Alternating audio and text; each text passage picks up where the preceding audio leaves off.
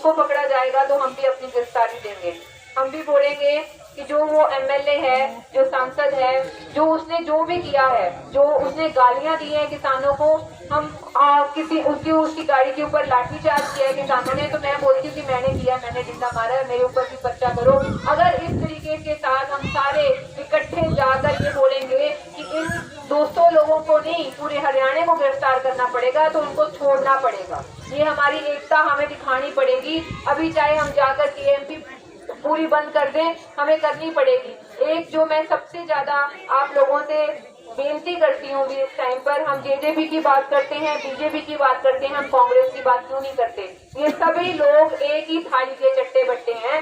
इन्हीं लोगों की वजह से आज हम धरने पे बैठे हैं। कल को किसी की भी सरकार आएगी, आज ये किसानों को खुद लीडर बनना चाहिए, खुद निकलना चाहिए, खुद के लिए लड़ाई करनी चाहिए। जब तक हम खुद के लिए नहीं लड़ेंगे, कोई हमारे साथ हमारे लिए नहीं लड़ेगा।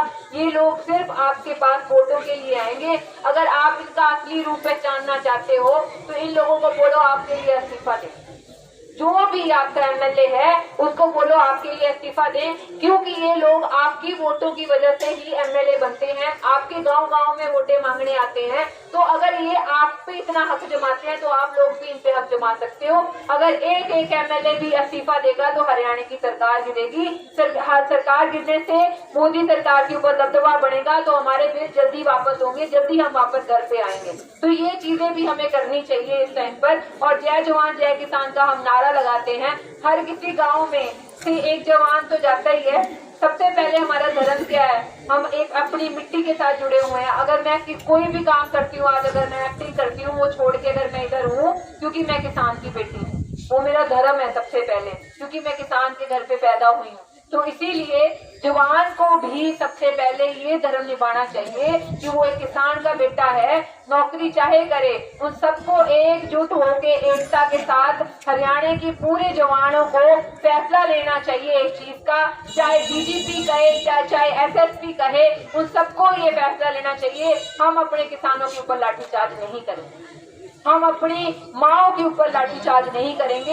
ये गांव-गांव में खापों का फैसला होना चाहिए कि आपके गांव में से कितने जवान हैं, उन सबको बुला के बात करनी चाहिए। अगर वो जवान फिर भी, क्योंकि सरकार आज खट्टर की है, कल को किसी और की आएगी, सरकारें बदलती रहेंगी, पर बुजुर्गों के ऊपर लाठीचार्ज हम कैसे सहन कर सकते हैं? बुजुर्गों के ऊपर, माओ के ऊपर, पीछे एक माँ का सिर फोड़ दिया था पत्थर मार के, हम कैसे सहन कर सकते हैं? और जब तक हम एकजुट होके नहीं चलेंगे तब तक सरकार हमारा, ये सीआईडी की रिपोर्टें जाएंगी ऊपर कि ये देखो आज 200 किसानों को अंदर कर दिया, बाकी किसान घर पे बैठे हैं। इस टाइम पर अगर 200 किसानों को अंदर किया, पूरे हरियाणा को वहाँ पे खड़े होना चाहिए।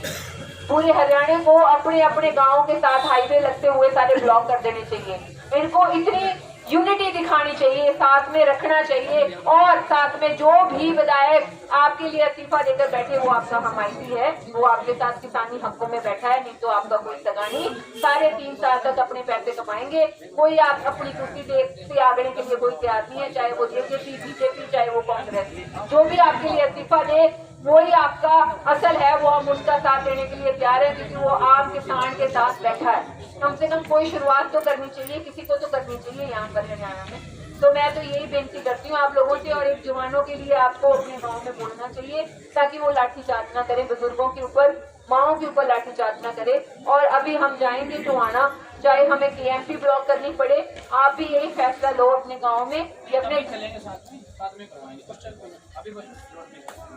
अभी आप अगर हमारे साथ चलना चाहते हो तो अभी आप ये रोड ब्लॉक कीजिए।